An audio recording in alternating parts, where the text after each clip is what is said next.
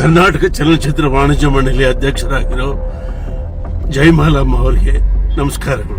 ಗಾನಕೋಗಿಲೆ ಜಾನಕಿ ಅಮ್ಮ ಕರುನಾಡಿನ ಮೈಸೂರಿನ ಮಣ್ಣಲ್ಲಿ ತಮ್ಮ ಅಂತ್ಯವನ್ನು ಕಂಡಿದ್ದಾರೆ. ಅವರು ಮಣ್ಣಿಗೆ ಹೋಗೋಕೆ ಮುಂಚೆ ಕರುನಾಡಿನ ಜನ ಕಣ್ಣು ತೆಗಿಬೇಕು. ಅವರಿಗಾಗಿ ಇಲ್ಲೊಂದು ಸ್ಮಾರಕ ಮಾಡುವ ಯೋಜನೆಯನ್ನ ನಾವು ಅವರ ಕುಟುಂಬಕ್ಕೆ ವಿನಂತಿಸಬೇಕು.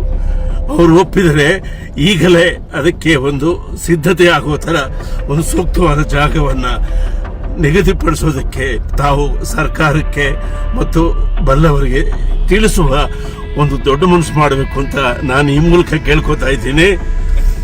ಜಾನಕಿ ಅಂದ್ರೆ ಸೀತೆ, ಸೀತೆ ಅಂದ್ರೆ ನಮಗೆ ಗೀತೆ. ಆಕೆಯ ಆಸೆ ಕರುನಾಡಿನಲ್ಲಿ ಇರುವುದು. ನಾವು ಅದಕ್ಕೆ ಇಂಬು ಕೊಡೋದು ಬೇಡವೇ? ದಯಮಾಡಿ ನೀವು ಈ ಸುದ್ದಿಯನ್ನ ಸರ್ಕಾರಕ್ಕೆ ತಿಳಿಸಬೇಕು ಅಂತ ವಿನಂತಿಸ್ಕೊತಾ ಇದ್ದೀನಿ. ದಯಮಾಡಿ.